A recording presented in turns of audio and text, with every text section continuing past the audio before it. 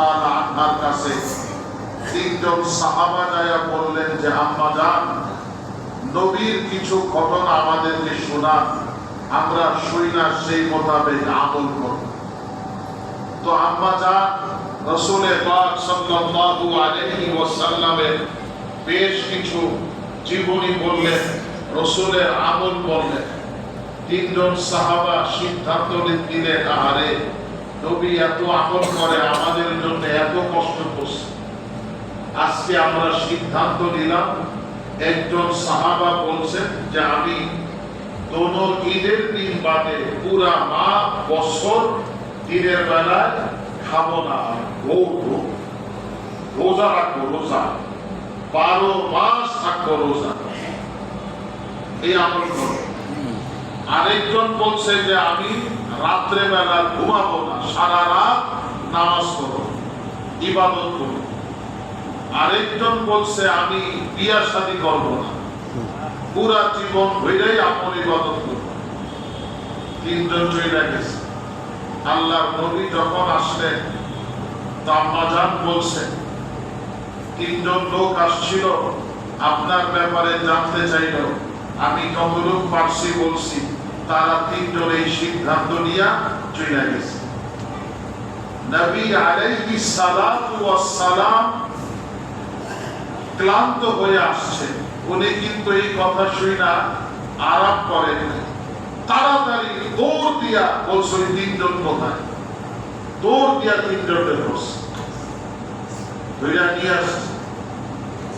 বলছে তোমরা যদি আমাকে ভালোবাসো, আমার নবীর সুন্নতের উপরে যদি আমল করতে চাও, তাহলে শুনো কি, যে আমি দিনের বেলা রোজাও রাখি, রমজানের রোজা তো ফরজ, এই ফরজ রোজা ছাড়াও মাঝে মধ্যে রোজা রাখি, সোমবার বৃহস্পতিবার রাখি, আরবি চাঁদের 3 দিন মাঝখানেও রাখি, আবার কোন দিন রোজা রাখি না, দিনের বেলা খানাও খাই।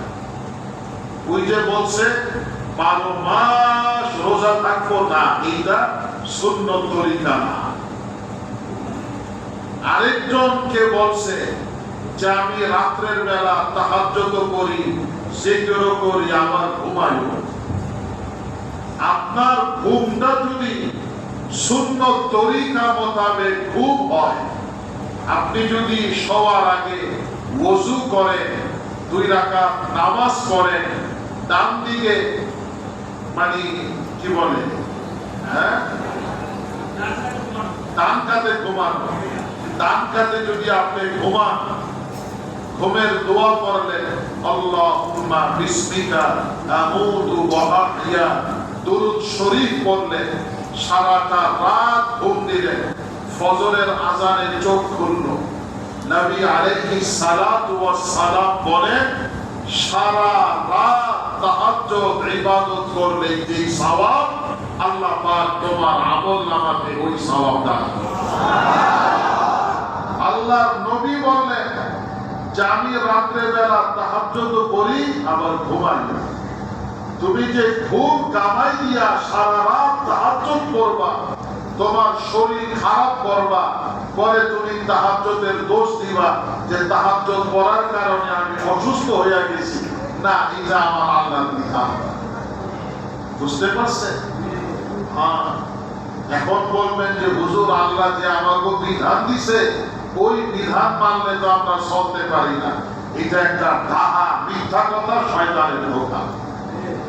যারা আল্লাহর কোরআন, নবী আলাইহিস সালাতু ওয়াস সালামের দ্বীন মানে, মাযহাব মানে, সুন্নাত মানে খবর নিয়ে দেখেন, তাদের ঘরে ইনকাম কম থাকতে পারে, টাকা পয়সা কম থাকতে পারে, সম্পদ কম থাকতে পারে, ক্ষমতা না থাকতে পারে, আল্লাহর জাতের কসম তাদের ঘরে আল্লাহর দেওয়া সুখ শান্তিতে ভরপুর দেওয়া আছে না? নবী ব্যবসা করছে, ইসলামী রাজনীতি করছে, জুমার মেম্বারে খুতবা দিছে, ফজরের নামাজের পরে সাহাবাদের সকল খোঁজ খবর রাখছেন, রাখেন নাই? আপনার ব্যবসাটা যদি সুন্নত তরিকা মোতাবেক হয় তাহলে এই ব্যবসা করাও কিন্তু ইবাদত। আপনি আগেই নিয়োগ যদি করেন যে ব্যবসাতে হুজুর একটু তো 2 নম্বরই 6 নম্বরই করতে হয়, ব্যবসাতে একটু মিথ্যা বলতে হয়, তাহলে ব্যবসা হইব, টাকা হইব, কিন্তু সুখ শান্তি হবে। আপনি মসজিদে ঢুকলে সুন্নত তরিকা মোতাবেক মসজিদে ঢুকা ইবাদত হবে, বাথরুমে যান সুন্নত তরিকা মোতাবেক ইবাদত হবে। এই যে আল্লাহর দেওয়া বিধানের বাইরে যাওয়ার কোন সুযোগ আপনার আর আমার নাই, আছে? এখন কিন্তু সারা বিশ্বে ইসলাম বিজয় হয়ে গেছে। যখন আল্লাহ রসুলের সাথে কাফেরদের চুক্তি তো হয়ে গেছে, কি বলেন? আল ইয়াউমা আকমালতু লাকুম দীনাকুম ওয়া আতমামতু আলাইকুম নি'মাতি ওয়া রাদিতু লাকুমুল ইসলাম দীনা। আয়াত নাযিল হয়ে গেছে না চাচা? আজকে নাকি হয় নাই? হয়ে গেছে। দিন আল্লাহ পরিপূর্ণ কইরা দিয়েছে। তুমি যত বড় যাই হও না কেন, ওই দিনের ভিতরে ইঞ্চি পরিমাণ তাবদীল করা, পরিবর্তন করা আল্লাহ পাক তোমাকে সেই অধিকার দেয়। যদি আপনি নিজের ইচ্ছা মোতাবেক পরিবর্তন করেন, আপনার জন্য অপেক্ষা করবে ফি নারি জাহান্নামা খালিদিনা ফিহা আবাদা। যদি আপনার কাছে কোন অসহায় মানুষ আসে যে হুজুর আমি খানা খাই নাই, খানা খাওয়া, তো তাকে খানা খাওয়াই দাও, কি বলেন? একটা গরিব যদি আসে, হুজুর জামা নাই, জামা দেন, তো দিতে হবে। অসহায় যদি কেউ আসে, একটা কাফের যদি আইসা সারেন্ডার করে, আমি আপনার কাছে আত্মসমর্পণ করলাম, তো তার খোঁজ খবর নেওয়া আপনার উপরে দায়িত্ব হয়ে আছে, কি বলেন? কথা বুঝতে আছে? কোন হিন্দু যদি আইসা আপনার কাছে সাহায্য চায়, পাঁচটাকে সাহায্য করে দেন, মনে মনে নিয়ত রাখবেন যে এই হিন্দুর কপালে যেন আল্লাহ তাআলা ইসলাম দান করে। এই যে আমি একটা মুসলিম তারে দিলাম, এই দেওয়ার ভিতরেই যেন আল্লাহ তাআলা তার ভিতরে ইসলামের বুঝ দিয়ে দেন।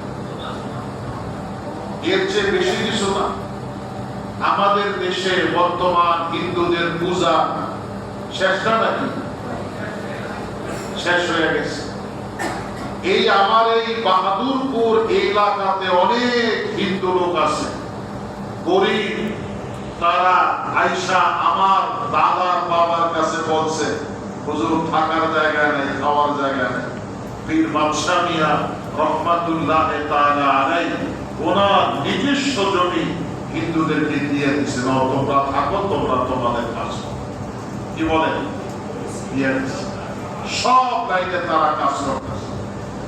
আপনার কাছে যদি কোনো হিন্দু আসে, আমি গত বছর অনুভব করলাম যে হিন্দুরা ভয় পাইতেছে, আমি তাদেরকে কাচারি ঘরে যাচ্ছি, অনেকজন হিন্দু যারা নেতা সবাই আসছিল। আমি বললাম যে আপনারা আপনাদের কাজ করেন, যদি কোনো ভয় পান, অসুবিধা হয় আমাদের যোগাযোগ করবেন, আমরা আপনাদেরকে যেখানে যতটুকু সাহায্য দরকার আমরা করব। বাস এই পর্যন্ত, এর চাইতে বেশি কিছু না। তারা তো ভদ্রলোক হিসাবে আপনারা তাদের পূজার দাওয়াত দিবেই, কি বলে? ওই যে বললাম আল্লাহ বিধান দিয়ে দিচ্ছে, কিন্তু আপনি চইলা গেলেন তার পূজা মণ্ডপে যায়া তার লগে খাড়াইলেন, সে যা করে তাই করলেন। এই কাজ করার অনুমতি ইসলাম আপনাকে দেয়? তাদের নিয়ম আছে। লাকুম দীনুকুম ওয়ালিয়া দ্বীনের কি মানি?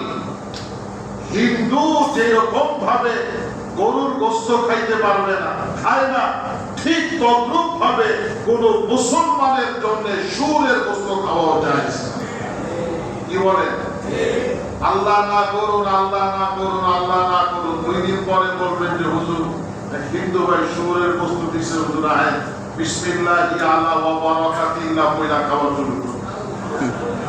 খবরদার, তারা তাদের কাজ করুন। এই পর্যন্ত বাংলাদেশের কোন পূজা মণ্ডপে কোন মুসলমান বাধা দিছে? কেউ বাধা দেয়। এটাই তো তাদেরকে সহযোগিতা করা। কিন্তু বর্তমানে কয়েকদিন যাবৎ আমরা যা দেখলাম, আল্লাহ মাফ করুক, এটা করা কোনোভাবেই ঠিক। এটা একজন আলেম, যাক আল্লাহ মাফ করুক, আমাদের এমনি অনেক বদনাম, আরো কারো সমালোচনা আমরা করি না। আল্লাহ যেন আমাদের উপরে বেজার না হয়ে যায়, আল্লাহ যেন আমাদেরকে মাফ করে, আর আমাদের উপরে যেন আল্লাহ খুশি থাকে। আমার কথা বুঝতে আছে? হ্যাঁ, আমরা দেখতে আছি আজকাল অতি খুব বেশি বাড়াবাড়ি হইতেছে। মুসলমানেরা তাদের ওই যে পূজায় শুভেচ্ছা জানায়, টিকা জানায়। আরে বেওকুফ, কোন হিন্দু জুমার দিনে তো মসজিদে আইসা তোমাকে তো ধন্যবাদ জানাইল না, জানাইছে? কোন হিন্দু রমজানে আইসা তোমার সাথে বসা ইফতারি খাইছে? সবে রাত্রে কোন হিন্দু তোমার মসজিদে তো মানে বৃষ্টি তো দিল না, দিচ্ছে? তুমি এত তেল মারার লেগে এত পাম মারার কাম দেন। তুমি তোমার অস্তিত্বর উপরে থাকো, তোমার রক্তের ভিতরে মুহাম্মদ সাল্লাল্লাহু আলাইহি ওয়াসাল্লামের রক্ত আছে। তুমি সেই রক্তকে বাহন করো, ধারণ করো। আল্লাহ পাক তোমার উপরে আল্লাহর রহমত অবশ্যই দান করবে। একজনকে খুশি করতে চায় না, নিজের অস্তিত্ব বিলীন করার অনুমতি ইসলাম কিন্তু আমাকে দেয়। অতএব আপনারা ফরাইজি আন্দোলনের কর্মী হাজী শরিয়াতুল্লাহ মুজাহিদে আজম মোহসেন উদ্দিন আহমদ দুদুমিয়া, সাঈদ উদ্দিন আহমদ, বীর বাদশাহ মিয়া, আমার বীর মুর্শিদ দাদাজান বীর মোহসেন উদ্দিন আহমদ দুদুমিয়া, আমার ছোট দাদাজান বীর মহিউদ্দিন আহমদ দাদন মিয়া, আমার চাচাজান বীর মাঈনুদ্দিন আহমদ জুবাইর মিয়া, আমার বাবাজান শহীদ বীর মুসলিউদ্দিন আহমদ আবু বকর মিয়া রহমাতুল্লাহ আলাইহি। ওনারা কোরআন সুন্নতের উপরে চলছেন, সাহাবাদের নকশে কদম অনুযায়ী আমল করছেন। ওনারা যেহেতু কোরআন সুন্নাহ মোতাবেক চলছেন, তাদের আদর্শ মানা আমাদের জন্য ওয়াজিব। মনে থাকবে? আল্লাহ সবাইকে আমলের তৌফিক দান করুন। আমরা অল্প সময় একটু জিকির করব। জিকিরের আগে একবার তওবা করি। এই তওবার সাথে যে আগামী মাসের আমাদের ফরাইজি বার্ষিক ইজতেমা, চিনছেন না?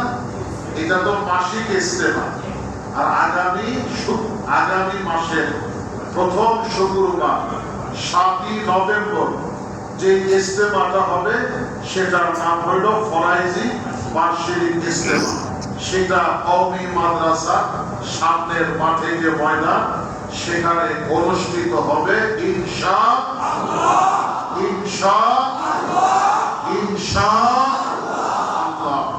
ওই ইজতেমার জন্য যা দরকার আল্লাহ যেন সমস্ত কিছু ব্যবস্থা করে। আপনারা এখন থেকেই দাওয়াত দেওয়া শুরু করবেন। আপনাদের এলাকায়, মসজিদে, হাটে, বাজারে আগামী 7ই নভেম্বর ফরাইজি বার্ষিক ইজতেমা, এই দাওয়াত এখন থেকেই দেওয়া শুরু করবে। আর এই ইজতেমার দিন যারা জুমাতে আসেন তাদের কিন্তু ইজতেমা শেষ করে যাইতে হবে। জুমা পয়লা দৌড় দিতে পারবেন, হ্যাঁ না কাকা, খলিল কাকা আছে, আরো অনেকে আছে, তারা এসে জমা পড়ে সারাদিন থাকে, ইস্তেমা শেষ করে যায়।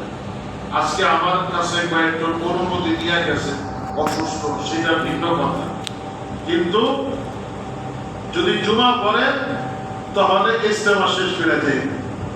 এটা হইল নিয়ম। জুমাটা কইলে দল দেন, এটা আদবের খেলাফ। ইস্তেমা আপনি উপরে ভেজাল হয়। এই যে ইস্তেমা, এই যে আজকে যে বলছেন না, এই যে মসজিদের টাইলস, আপনারা তো টের পান না, এই টাইলসে হাত দিয়ে লিখে, টাইলসে কলম আপনাকে লিখে দোয়া করে। কথাটা মনে হয় খাড়ে নাই, খাড়ে নাই, আপনার খাড়ে নাই খাড়ছে। আর যারা জানগা এই ইস্তেমা বেজার হয়ে গেল।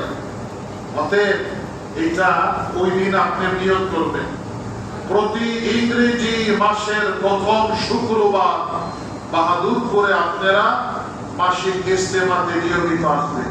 ওই দিন কোন দাওয়াত, বিয়া শাদী সব বাদ। কেউ দাওয়াত দিলে বলবেন না বাহাদুর করে ইস্তেমা আছে। ঈদে যদি থাকে সেটা খায়, তাহলে আর জুমা না কইরা ঈশা মাগরিব করবে।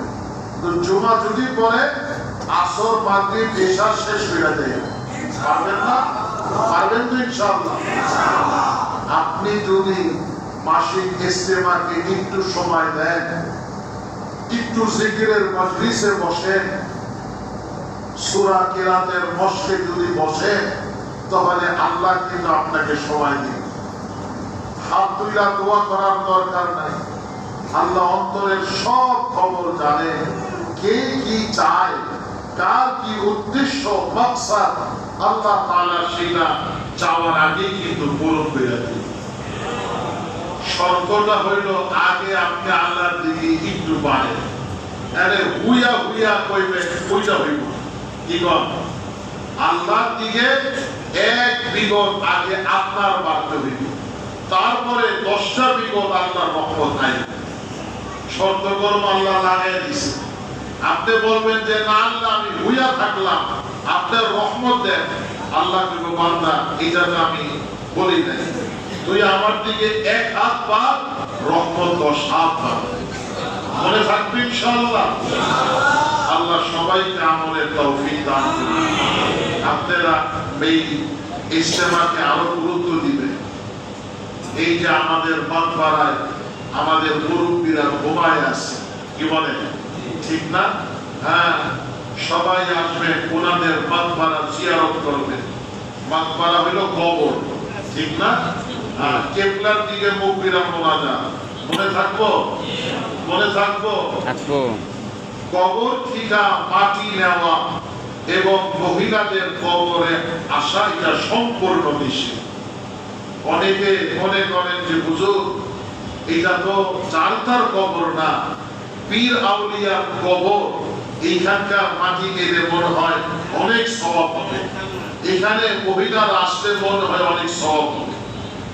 জি, খবরদার, খবরদার, খবরদার। ওই মহিলার সুদ্ধা খালি ক্ষতি হবে না, আপনার সুদ্ধা ক্ষতি হবে, এটা নিষেধ। মহিলারা ঘরে বসে দোয়া করবে।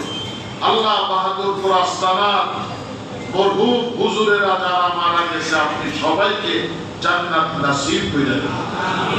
তারা মা বোনেরা ঘরে বসে দোয়া করবে। কবরস্থানে আসা, মাটি দেওয়া, এইগুলি সম্পূর্ণ ইসলামের খেলাফ কাজ। খেলাফ বুঝেন কারে কয়? বলেন তো কারে কয়? খেলাফ কয় কারে? অন্যায় কাজ, সোজা কথা, অন্যায় কাজ। এই কাজগুলি আপনারা বাহাদুর করে তো করবেনই না, সবাইকে করতে নিষেধ করবেন।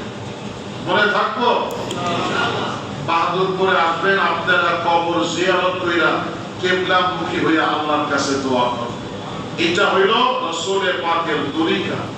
আপনি এক একটা সুন্নতের উপরে আমল করলে কবুলিয়া ফজর সওয়াব বান্দার আমল নামাতে আল্লাহ তাআলা দান করেন। কি বলেন? আমার ওই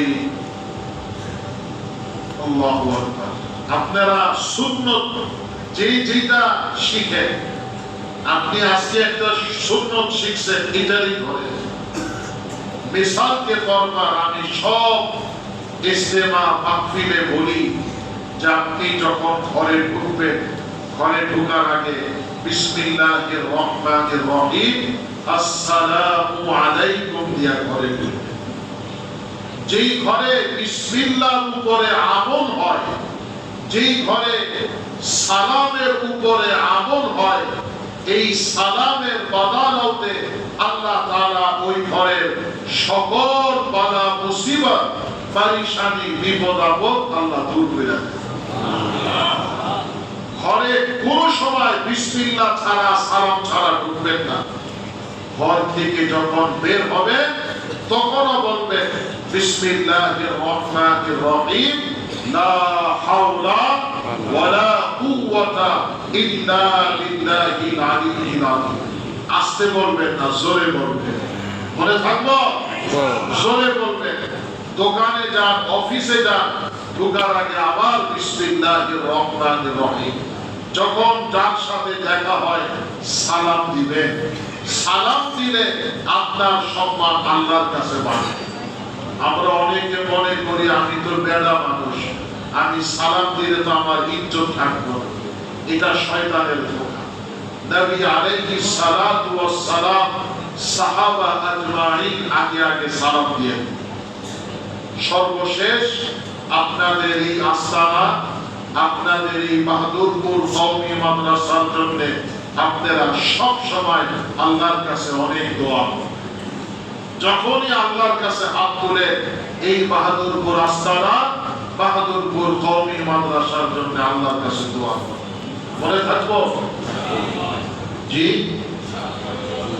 হ্যাঁ, এখানে দাওরার মিশনাদের ছাত্ররা আসছে। আমি ওদেরকে কালকে বলছি যারা যারা আসছো তারাও দাওরার মিশনাদের ছাত্ররা দেখছেন এরা সব মাশাআল্লাহ রাসূলের পাকের হাদিস পড়ে। মাশাআল্লাহ, আল্লাহ যেন এদেরকে হাজী শরীয়তুল্লাহ দুদু মিয়া বাদশা মিয়ার মতো যোগ্য আলেম হইয়া দেশের জাতির আল্লাহর দ্বীনের খেদমতের তৌফিক দান করেন। আমিন। তাও জোরে বল আমিন। এই আওয়াজে ওয়াল যেমন ফাইটা যায় কেমন হইতে হবে আওয়াজ। এই যে আমিনের ঠেলায় ওয়ালের একটা দাগ পড়া যায় কেমন হইতে পারে। আপনাকে আমিনে ওই পক্ষীয় কিছু হবে না। মুসলমানের আওয়াজ শুইনা মুসলমান, মুসলমানের আওয়াজ শুইনা কাফেরের অন্তর ভয়ে কাঁপছে। আপনারা তো ওই জাত, বিড়াইয়ের মতো হুঙ্কার দিয়েন না, বাঘের মতো আল্লাহর দ্বীন কায়েমের জন্য বাঘের মতো সকল ফরাইজিদেরকে নারায়ে তাকবীরের হুঙ্কার দিতে হবে ইনশাআল্লাহ। আগামী ইজতেমাতে আপনার ছোট ভাই আপনার সন্তানকে নিয়ে আজকে একজনে কইছে হুজুর পুরা কথা বলে না, বয়স কত? 16 বছর। কেন এখানে কিছু কয় না? আমি বলছি আগের দিকে খেয়াল করেন না। ওনারে যখন নামাজের কথা বলার দরকার ছিল বলেন না। এখন ছেলে বড় হয়ে গেছে, ছেলে তো কথা শোনে না, শুনবে কেমনে? ও তো নামাজ পড়ে না। ও নামাজ না পড়লে ওর উপরে আল্লাহর রহমত নাজিল হয় না, ও হয়ে গেছে শয়তান। ও আপনি যদি ওকে নামাজের সময় মতো নামাজের কথা বলতে, ও নামাজ পড়তো, নামাজ পড়লে ওর ভিতরে আল্লাহ পাকের রহমত ঢুকতো, তখন বাবা মার প্রতি সম্মান ইজ্জত দেওয়া ওর ভিতরে আসে।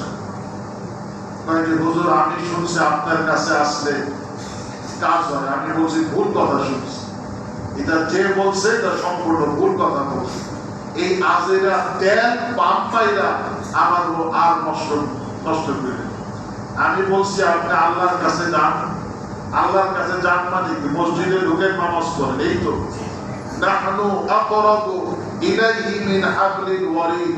আল্লাহরে পাওয়ার লেগা মক্কায় মদিনা যাইতে হবে না। যদি তৌফিকে কুলায় যান মক্কা মদিনা, কয় না হুজুর এই পর্যন্ত মক্কায় যাইতে পারি নাই, এর লিগা নামাজ পড়ি না। হুজুর দোয়া করে যেদিন মক্কাতে যাবো আল্লাহর ঘরে ওই দিন তোর নামাজ শুরু করবো। দেখছেন কত বড় শয়তানের ধোঁকা, কত বড় শয়তান। তুমি যেখানেই থাকো নামাজের সময় হইছে, ওযু করো, তুমি নামাজে দাঁড়া হয়ে যাও। আল্লাহ রাব্বুল আলামিন বলে যে বান্দা তুমি যখন আল্লাহু আকবার বলে নামাজে দাঁড়াও, আমি আর তোমার মাঝে কোনো পর্দা থাকে। ওই লোকরে বললাম আপনি নামাজ পড়ে আল্লাহর কাছে তওবা করেন, আল্লাহ আমার এই ছেলের অন্তর আপনার কুদরতের হাত দিয়া আপনি সঠিকভাবে ঘুরাইয়া। সন্তানের জন্য বাবা মা দোয়া করলে সেই দোয়া কবুল হবে, লা শাক্কা ফি, কোনো সন্দেহ নাই। ঠিক অমনি ভাবে কোন সন্তানের মা বাবার জন্য যদি কোন সন্তান দোয়া করে ওই দোয়া করুন। এখন দোয়া কোন বেনামাজি সন্তান দোয়া করলে এটা কবুল হইল? আল্লাহর কাছে তো বেটা যায় না। এই জন্য আপনাদের ছেলে মেয়েরা ছোট থাকতে তাদেরকে আগে কোরআনের শিক্ষায় শিক্ষিত করবেন। আমাদের বাহাদুরপুর কওমি মাদ্রাসার আন্ডারে শিশু একাডেমি ক্লাস 1 থেকে 4 পর্যন্ত মাদ্রাসারও পড়ানো হয়, স্কুলেরও পড়ানো হয়। এই ছেলে ইচ্ছা করলে এই 4 শেষ করে সে কিন্তু স্কুলে যায় ক্লাস 5 এ ভর্তি হইতে পারে। এই 4 পর্যন্ত তার কিরাত, কোরআন, হাদিস একদম সহিহ হয়ে যায়। সে কিন্তু মাসআলা বুঝে। যেই নামাজ পড়তে পারে, যেই সন্তান ছেলে মেয়ের ভিতরে আল্লাহর দ্বীনের বুঝ থাকবে, আল্লাহর প্রতি ভয় থাকবে, রাসূলের প্রতি মুহাব্বত থাকবে, ওই ছেলের দ্বারা বাবা মা সমাজের কোনো ক্ষতি হওয়ার সম্ভাবনা নাই। আল্লাহ নেক আমলের তৌফিক দান করুন। এই কওমি মাদ্রাসার জন্য অনেক দোয়া করবেন। আগে তো ছিল অনেক ছোট, এখন আলহামদুলিল্লাহ কওমি মাদ্রাসা দেখছেন নাকি আপনারা? দেখছেন? হ্যাঁ, কওমি মাদ্রাসাটা যে বাহাদুরপুরে আছে আপনারা সবাই দেখছেন? দেখছেন? দেখবেন, নিয়ত করে দেখবেন। আল্লাহ তোমার নবীর দেখি নাই, তোমার নবীর ঘর কওমি মাদ্রাসার দিকে দেখলাম, এই নিয়ত করে চাইবেন, মনে মনে দোয়া করবেন। মাঝে মাঝে মুরগি, খাসি, গরু মাদ্রাসায় দিবেন, দিবেন না? হ্যাঁ, চাল দিবেন। সবাই বছরে কমসে কম 1 বস্তা চাল দিবে। আরো বেশি অনেকেই দেয়, অনেকেই 20 বস্তা দেয়, 10 বস্তা দেয়, 5 বস্তা দেয়। আপনি দিবেন। ওই যে ছেলে চলে গেছে বাইরে, ঠিক আছে না, ওই আগে হিসাব রাখবেন না।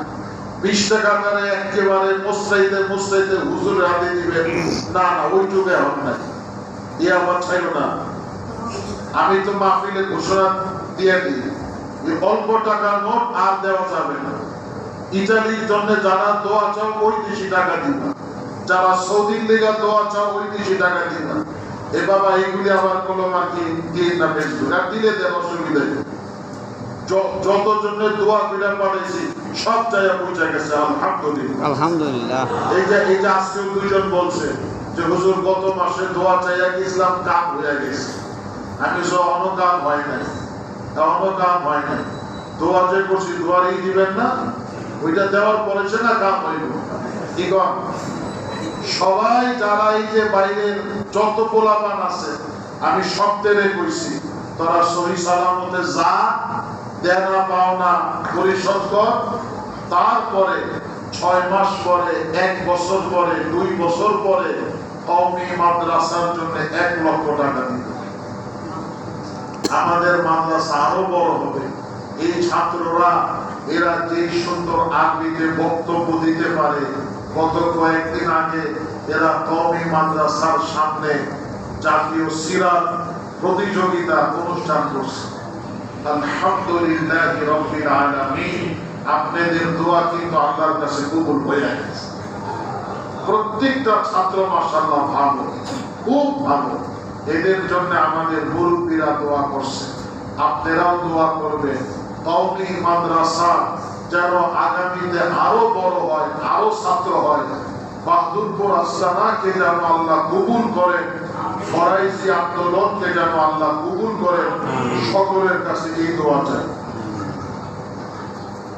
একটা ঘোষণা, আগামী 15ই নভেম্বর, আগামী 15ই নভেম্বর ঢাকা সোহরাওয়ার্দী উদ্যানে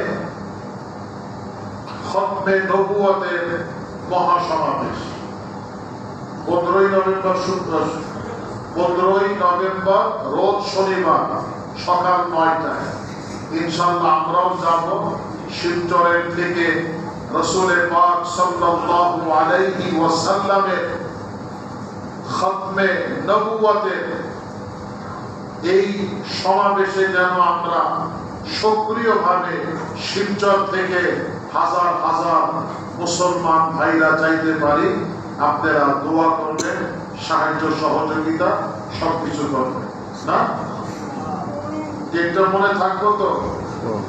এই খতমে নবুয়ত রাসূল পাক সাল্লাল্লাহু আলাইহি ওয়াসাল্লাম সর্বশেষ নবী, ওনার পরে আর নবী আসবেন। এই মিথ্যা নবুয়তের দাবিদার গোলাম আহমদ কাদিয়ানী, এই শয়তান নিজের নবী দাবি করছে। জোরে বলেন নাউজুবিল্লাহ। এই শয়তান কে যারা মানে সারা বিশ্বে তাদেরকে অমুসলিম ঘোষণা করে দিয়েছে। আমার পীর মুর্শিদ দাদা নাম পীর মোহসেন উদ্দিন আহমদ দুদুমিয়া রহমাতুল্লাহ আলাইহি যখন জাতীয় পরিষদ পাকিস্তান পার্লামেন্টের এমপি ছিলেন, তখন ওই সময় তদানীন্তন অর্থমন্ত্রী সোহেব আহমেদ, উনি এই কাদিয়ানীদেরকে 5 লক্ষ টাকা দিয়েছিল। এই সর্বপ্রথম হাজী শরিয়তুল্লাহ রহমাতুল্লাহ আলাইহির রক্ত, ওনার বংশের পঞ্চম পুরুষ পীর মোহসেন উদ্দিন আহমদ দুদুমিয়া রহমাতুল্লাহ আলাইহি জাতীয় সংসদে দাঁড়ায়া বলছে যে কাদিয়ানীরা কাফের। অর্থমন্ত্রী, তুমি কোন বিবেকে একটা মুসলমানের সংসদে তুমি এই কাদিয়ানীদেরকে 5 লক্ষ টাকা অনুদান দিলা? তোমার এখন জবাবদিহি করতে হবে। এই পীর মোহসেন উদ্দিন আহমদ